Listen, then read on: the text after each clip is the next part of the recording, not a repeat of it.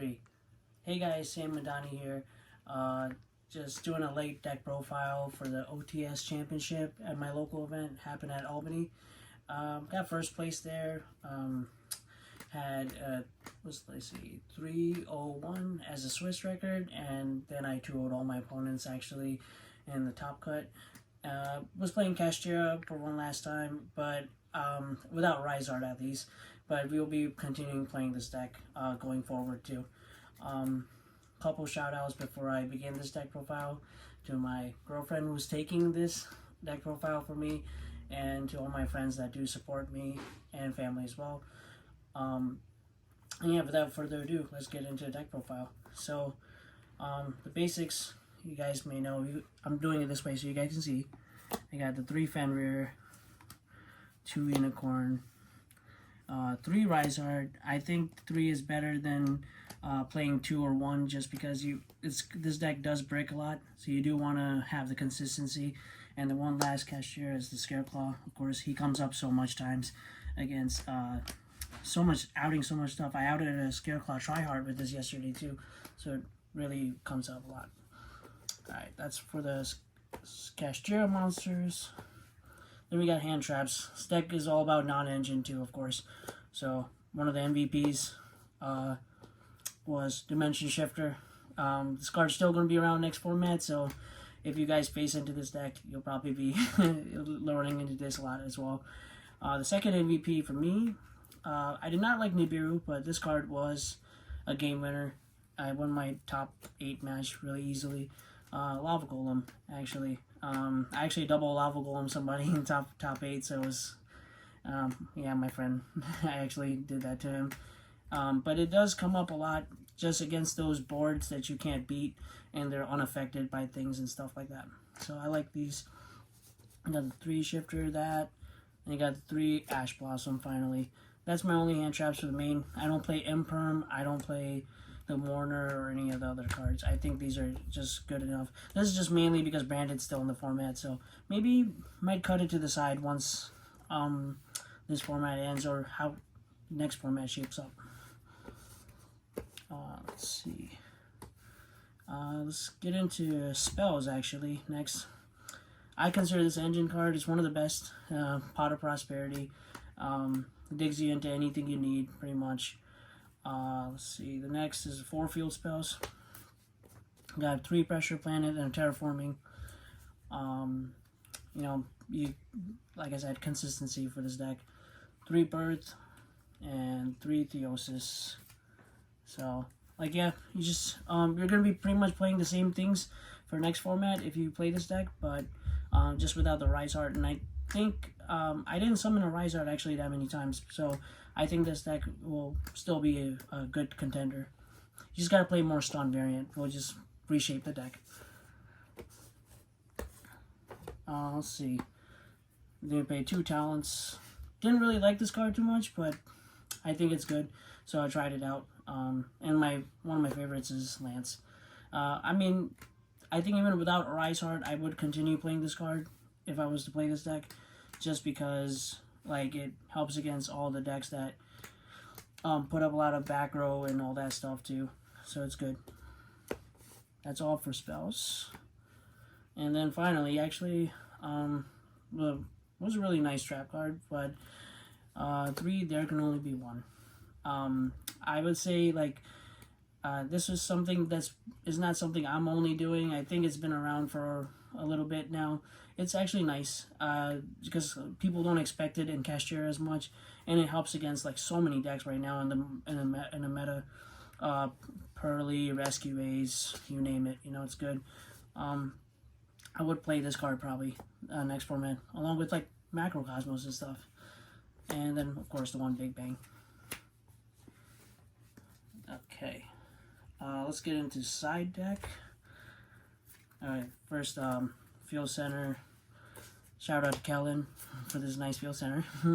It's a Goku and the Black Power Ranger, actually, both mixed together. It's a fusion.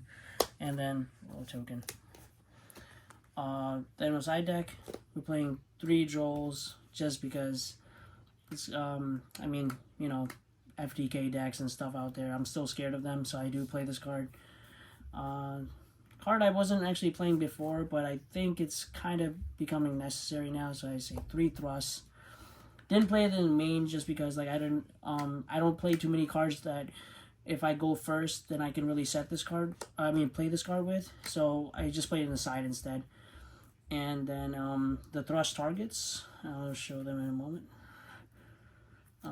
So yeah, we got for the thrust targets, we got deck devastation virus actually. I wanted something against Flunderies, and I was like taking a while to decide what I want to play, and this was the best thrust target I thought. And I didn't play against any Flunderies, but like this would have been there for that.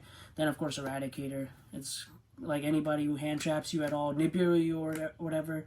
I played I'll show it later in the profile. I played the Utopic Draco Future package, so I'll like force them to a point where they'll have to like Nibiru me earlier, and as soon as they do that, I will have like I'll try to have a Birth ready, and I'll play Birth to summon any Kashtira monster and summon a Rise Heart, and then if I have Thrust, I'll just use Thrust to set this, and then I'll just Eradicator in their draw phase or so, depending on which deck it is.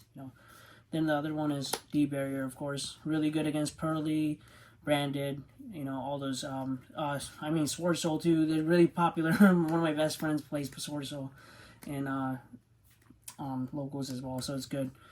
Then, of course, Daruma Cannon, and, it's good against the Mirror Match. And then, going second, of course, Harpy's Feather Duster, of course. You can search it off Thrust, so it's just fine. And then finally, the Herald of the Abyss. So a lot of thrust targets, as you see. This card pretty much can get you to any of these.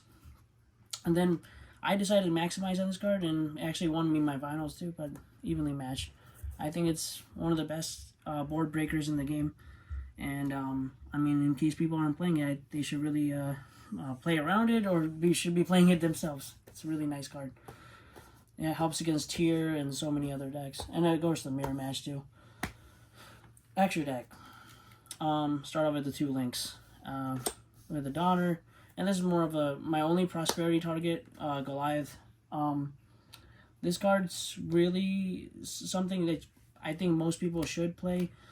But going forward, you won't be needing as much just because this guy's gonna be banned, But he was mainly for that. His Starlight Rise Art, by the way. One last time, we got to play him yesterday. I know he's not a lot around anymore, but Goliath was for that, Protects him, basically, from all card effects and stuff. Makes the Unchained matchup really easier. Now, going forward, of course, we would play the deck like a stun deck. So you put up like a 3-4 monsters, like Unicorn, Fenrir, like Ogre, if you're playing it. And you play the deck differently now, so you won't be needing this card as much. But I was playing it for this tournament. Then Dweller, actually, one of my only rank 4 XYZ I played. I don't play Babushka, but I think this card is so good against Unchained. Nobody plays Unchained at locals for some reason. Nobody plays the deck, but I was just playing this card just in case somebody decided to show up with it. So yeah, what you do is, for those of you who don't know, you can do this going forward in the next format as well. It involves these cards, so you only actually need 2, but I'll show you the combo really fast. So you can normal summon this, or you can have this, either or get to it. So you just normal summon this. You don't use the effect, you just use Theosis. And Theosis to summon Fenrir.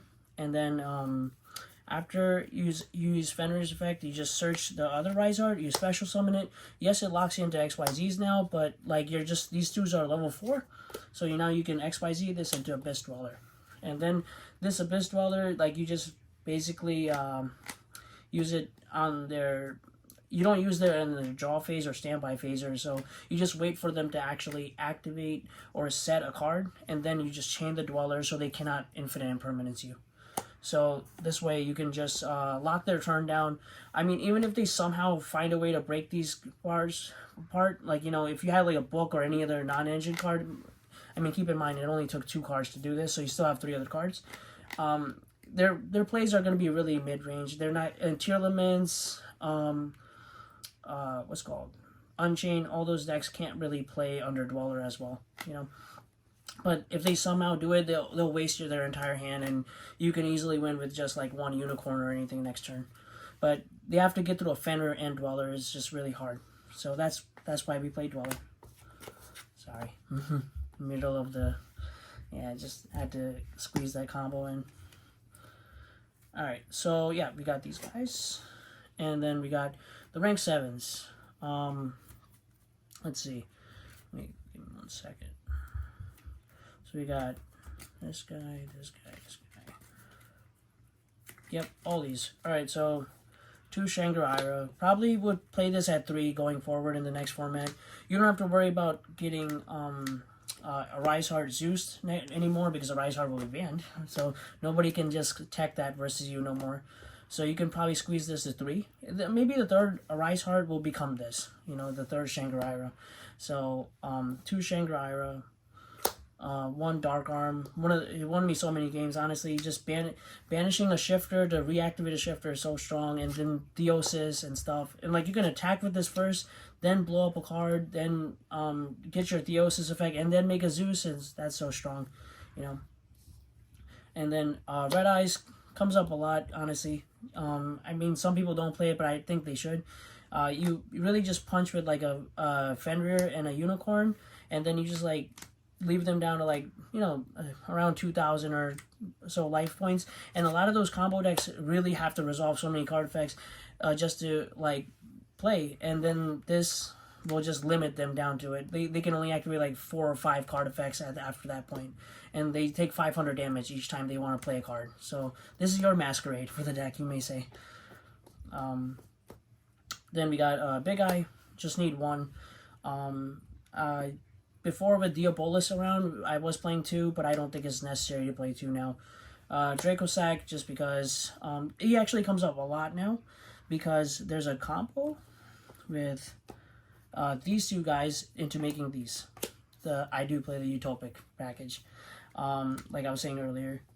This forces Nibiru from their hand, and then like you can Talons their hand or so.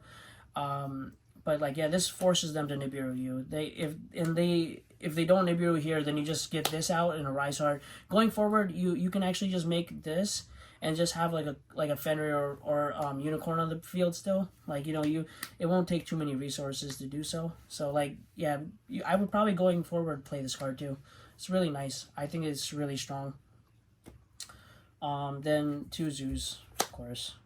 Just because in case one gets used up or your first one didn't go through, you Prosperity away this card oftenly, just 1 of it, and then you keep 1 in your extra deck all the time. So I would never cut this card to 1.